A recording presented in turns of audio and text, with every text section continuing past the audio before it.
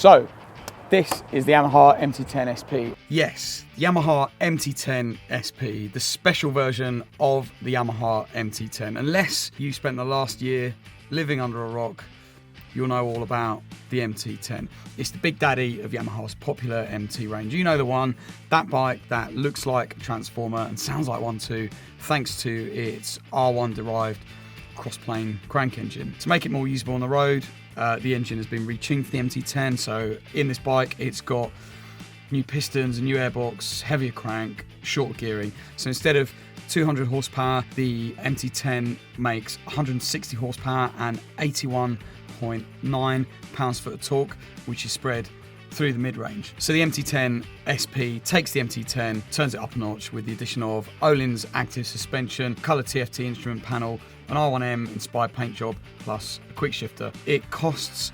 £13,399. That's £2,600 more than the standard MT-10 and £1,750 more than the MT-10 Touring Edition. The MT-10's engine is unchanged in the SP, so it still makes the same powers as the standard MT-10, and it is still the star of the show. You'd have to be dead inside not to enjoy how ludicrously powerful it is.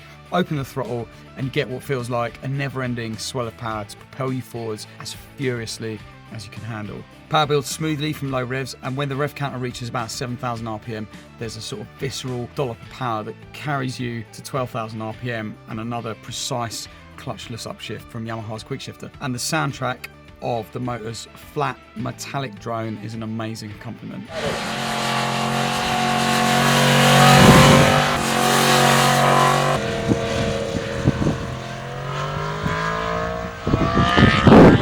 The combination of short gearing and plenty of power just means it wants to wheelie everywhere. Yes, it is a bike that entices you to do bad things. It's naughty and exhilarating, and it's a really seductive motorcycle because of that. Okay, it's got cruise control. If for some reason you want to ride at a constant speed, you have to be in 4th gear above, and it's easy to set with the flick of a button on the left switch gear. Just like the 2017 MT-10 and the MT-10 Touring Edition, the SP features new engine mapping and a change to its power modes. So A, B and standard mode have been replaced with 1 for sport, 2 standard and 3 which is soft. So one major criticism of the MT-10 was that the sharpest throttle map was a bit snatchy when going from closed to open. Now with the SP in power mode 1, that jerky response has been ironed out and eliminated, and the SP, along with the Touring Edition, brings a little bit more civility to the MT family. Of course, the SP features 3-stage traction control, which can also be turned off, and using the buttons on the left switchgear, switching between different traction and power modes is simple and can be done while riding just with a closed throttle. On the SP, the mode button on the right switchgear is gone, replaced with a scrolling menu wheel. Flick it and a gorgeous info-packed TFT display will show you trip meters, odometer, fuel consumption, temperature information, all the usual stuff.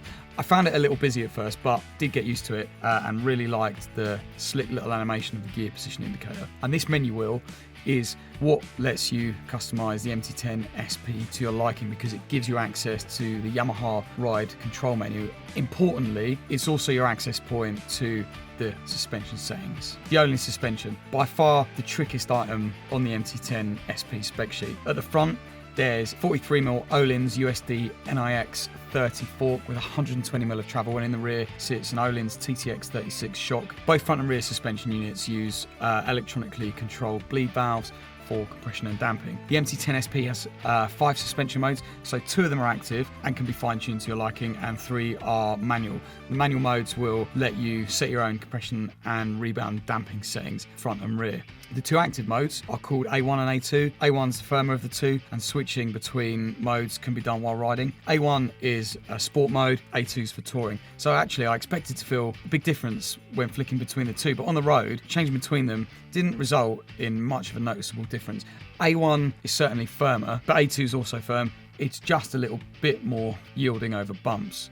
But firm's good. The support on offer from the shock is superb in both modes, so spanking the throttle open doesn't result in the SP's rear end squatting and sapping the explosive acceleration on offer from the engine. Instead, the suspension of drive you get from the bike is instant, and it makes the SP feel poised and lively. Overall handling is similarly impressive, and what with top dollar suspension on the frame from the R1, you'd expect so, right? It steers effortlessly, precisely and quickly, and thanks to the assist and slipper clutch, diving into a corner on the brakes and changing down before swinging into a bend is a slick affair.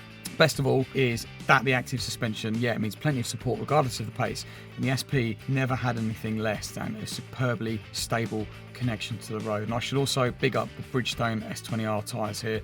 I couldn't fault them. And the tyres certainly weren't troubled by the brakes. As with the standard MT10, the SP uses a pair of Yamaha's twin radially mounted 4-piston calipers biting onto 320mm discs, and seeking out the power means a fair bit of lever squeezing and not much feel in return.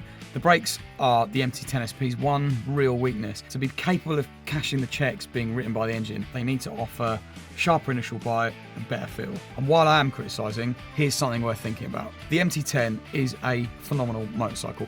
Although it lacks electronic O-lines, it does have decent suspension. It also makes the same power as the SP and now has the same quick shifter as standard. If you bought a standard MT10, got it set up for your weight and riding preference, I think you'd be more than happy, which means that you're going to have to really want that active suspension, colour scheme and bling dash to justify the extra outlay. Comfort wise, the seat's firm, so the SP is not the one for big miles. It's more a bike for eyes on stalk Sunday blasts and track days. Legroom and ergonomic comfort was fine for me, and the bars are wide and flat, which are just a thing for levering the bike through a tight set of bends. The MT10 SP's final flourish is its unique silver and blue colour scheme and blue wheels. I reckon it looks ace. In fact, the whole bike looks excellent. It's not exactly good looking, but it is bold, striking and distinctive. If you see one at a bike meet or a cafe, that front end, with its near non-existent wind protection, won't sink into the background. You can make your own judgment call on the MT10's controversial looks, but whatever you say about it, don't call it a boring looking bike.